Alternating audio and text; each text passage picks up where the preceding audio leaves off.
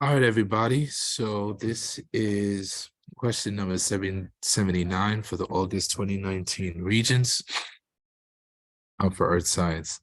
And so it says, base the answers to questions 79 through 81 on the graph below and on your knowledge of Earth Science.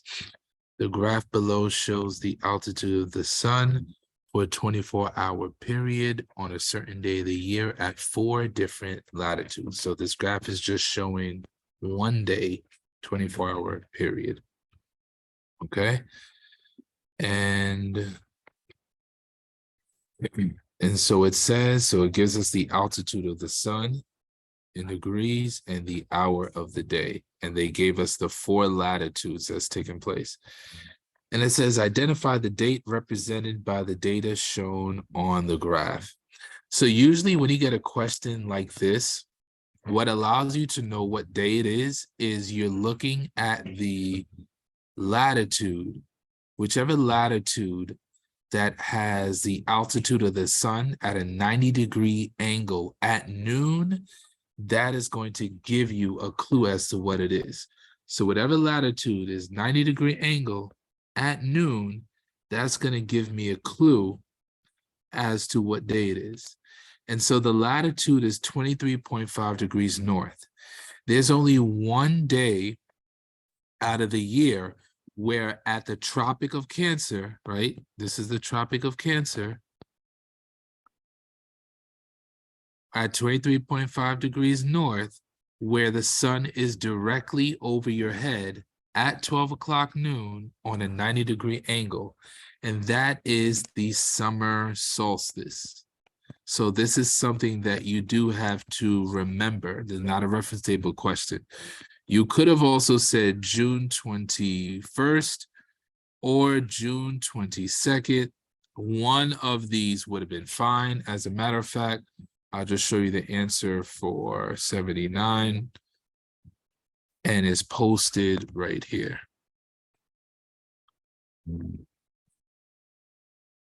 So you could have said the summer solstice, June 20th, June 21st, or June 22nd. Let's take a look at 80. So 80 tells us, identify the latitude that has the greatest intensity of insolation at approximately noon on this date and describe the evidence shown on the graph to support your answer. We're talking about the greatest intensity of insolation, right? We're talking about the greatest amount of energy that we would receive from the sun. Now, the rule is the higher the angle, the greater the intensity. So if I'm looking for the greatest intensity that comes from the sun, I have to make sure that the sun is at the highest angle possible. And because they said at noon on the question, there's only one latitude that has the highest angle at the sun, and it is 23.5 degrees north. So your answer is 23.5 degrees north or the Tropic of Cancer. Or the Tropic of Cancer. All right. And so therefore, they said, what evidence do we know that that latitude has the greatest intensity of insolation? The evidence on the graph is that on this date, at this latitude, we can clearly see that the sun is at a 90-degree angle, is at the highest altitude. That is the reason why. So if your answer pertains to, your answer definitely had to include 23.5 degrees north or Tropic of Cancer. And your explanation had to include any one of these.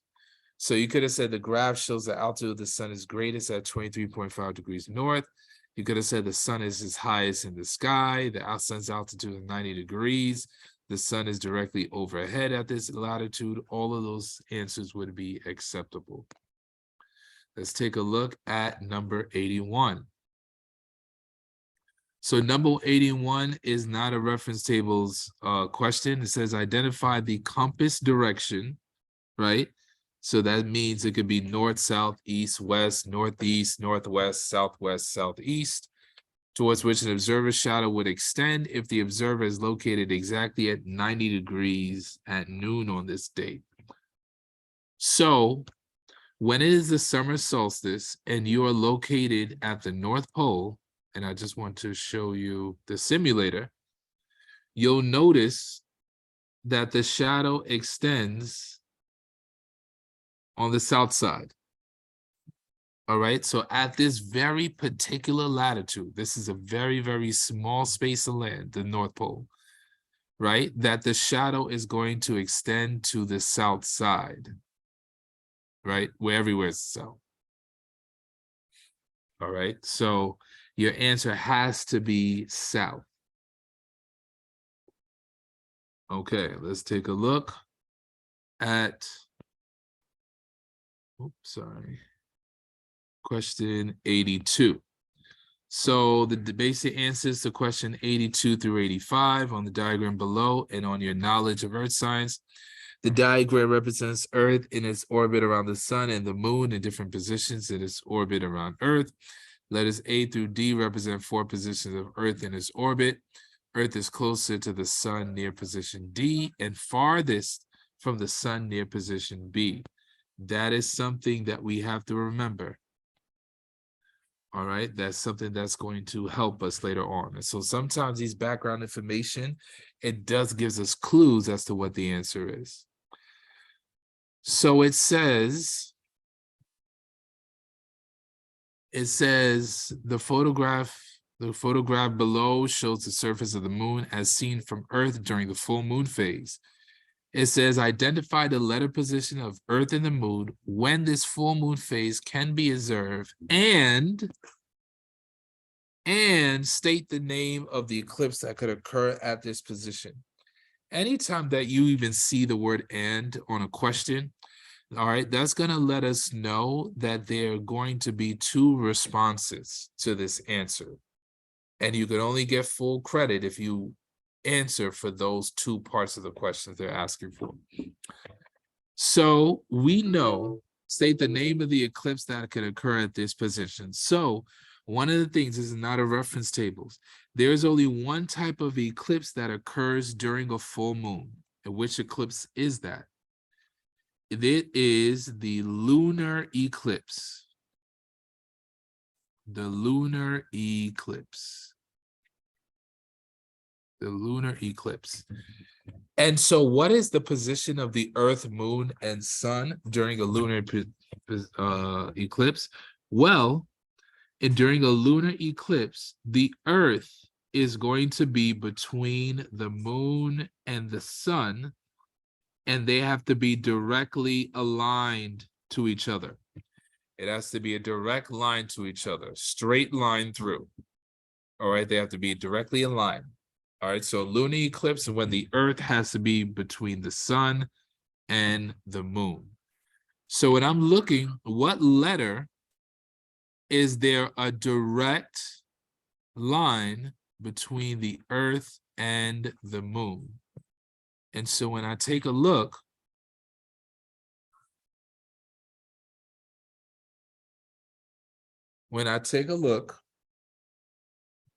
I see that the only letter that the Earth, moon, and the sun is directly aligned and the Earth is between the sun and the moon is letter D. See, this is the Earth, this is the sun, that's the moon. They're directly aligned with each other. And so that's why D is the correct answer. All right, it can't be C because the moon is between the Earth and the sun. We need the Earth to be between the sun and the moon. And just as shows with that answer, that's why for 82, it's going to be position D and the lunar eclipse. Those are your only answers. All right, let's take a look at number 83. So number 83 states, Identify the northern hemisphere that is beginning at position A. So we need to know what season is starting at position A. Well, what trick do we remember about seasons? When the North Pole is facing directly towards the sun, it is what season in the northern hemisphere? Summer. When the North Pole is facing away from the sun, directly away, it is winter. The arrows are letting you know the patterns of which seasons are coming next. So I know that it's moving counterclockwise, so I know that it has to be a season that is after winter.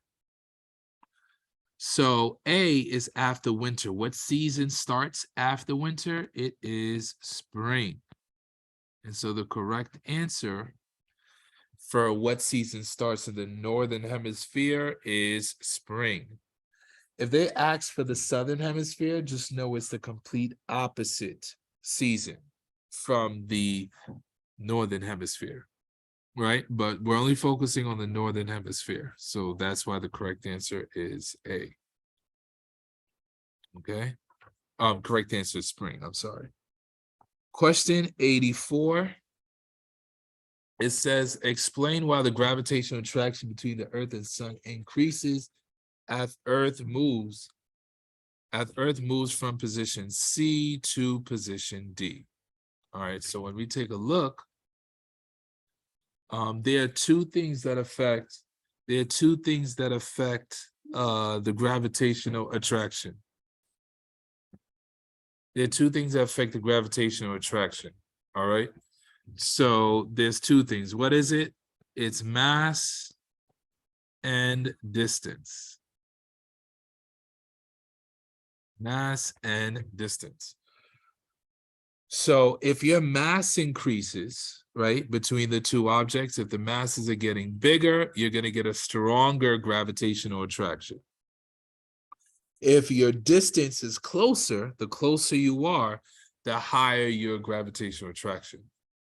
So when you go from position C to D, we're still dealing with the same masses, sun and earth. So it doesn't have to deal with mass. It has to deal with distance. And so the rule is the closer the distance, the stronger the gravitational attraction. Okay. So therefore, when I go from position C to D, am I going closer to the sun or am I going further away from the sun? Well, let's take a look.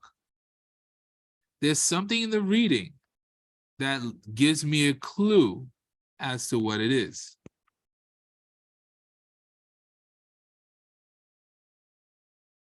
It says right here, Earth is closest to the sun near position D.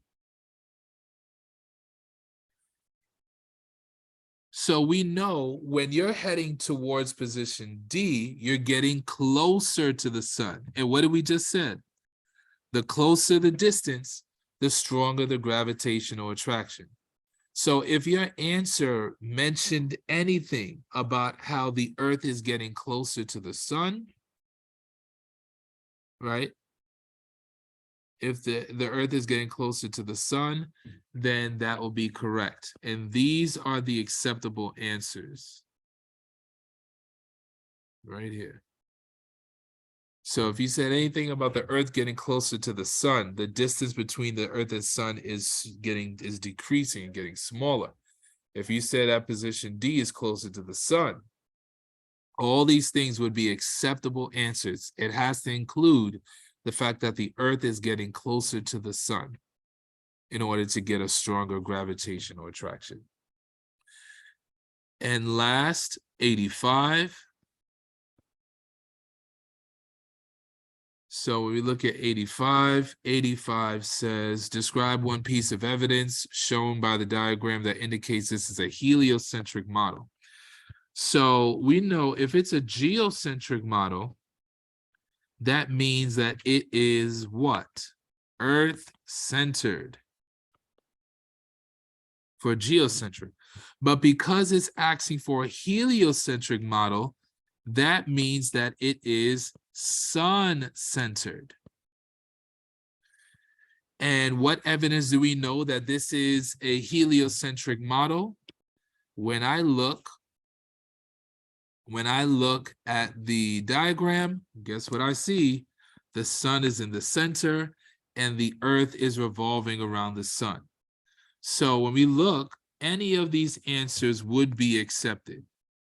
If you said that the sun is near the center of the diagram, the earth orbits the sun, the small arrows by earth indicate that the earth rotates, all of these would be acceptable.